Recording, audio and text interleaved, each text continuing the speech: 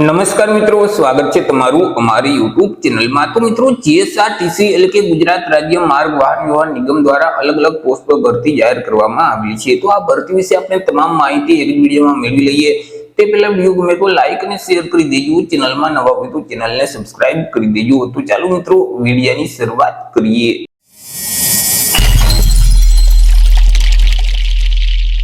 तो मित्रों, जीएसआरटीसी એટલે કે ગુજરાત રાજ્ય માર્ગ વાહન વ્યવહાર નિગમની જે જામનગર ખાતે વિભાગીય કચેરી આવેલી છે, તો તેના દ્વારા એપ્રેન્ટિસ એક્ટ 1961 અંતર્ગત જે એપ્રેન્ટિસની જગ્યાઓ ખાલી છે, તો તે જગ્યાઓ ભરવા માટે લાયકાત ધરાવતા ઉમેદવાર પાસેથી અરજી ફોર્મ મંગાવવામાં આવેલા છે।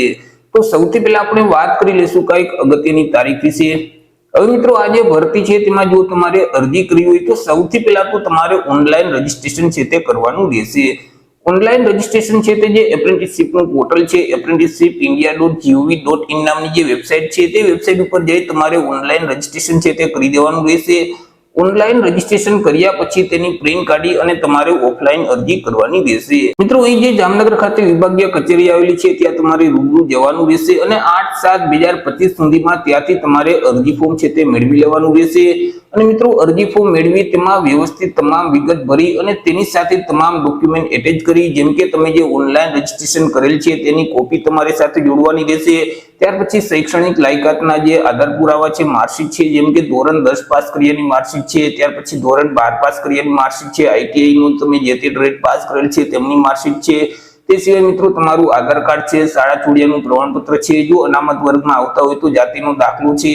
તો આ તમામ ડોક્યુમેન્ટ એટેચ કરી અને મિત્રો 9/7/2025 સુધીમાં તમારે તે વિભાગીય કચેરી ખાતે અરજી ફોર્મ જમા કરાવી દેવાનું રહેશે। વાત કરી લઈએ પોસ્ટ વિશે કે કઈ પોસ્ટ પર આ ભરતીની જાહેરાત કરવામાં આવેલી છે। તો અહીં મિત્રો અલગ અલગ 6 પોસ્ટ છે કે જેમાં મિત્રો ફિટર, ટર્નર, વેલ્ડર, ઇલેક્ટ્રિશિયન, ત્યાર પછી ડીઝલ મિકેનિક અને મોટર મિકેનિક, તો આવી રીતે અલગ અલગ 6 પોસ્ટ પર આ ભરતી બહાર પાડવામાં આવેલી છે। વાત કરી લઈએ એજ્યુકેશન ક્વોલિફિકેશન એટલે કે શૈક્ષણિક લાયકાત વિશે। અરજી ફોર્મ ભરવા માટે ઉમેદવારની શૈક્ષણિક લાયકાત કેટલી હોવી જોઈએ?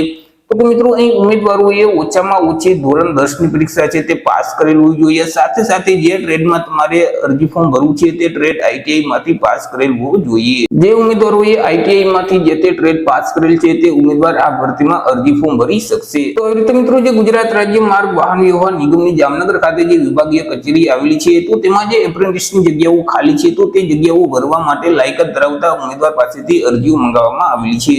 તો આશા રાખું છું વિડીયો પસંદ પડ્યો હશે। વિડીયો પસંદ પડ્યો તો લાઈક અને શેર કરી દેજો। ચેનલમાં નવા હોય તો ચેનલને સબસ્ક્રાઇબ કરી દેજો। ફરી મળીશું એક નવા ટોપિક સાથે એક નવા વિડીયોમાં। ત્યાં સુધી જય હિન્દ, વંદે માતરમ।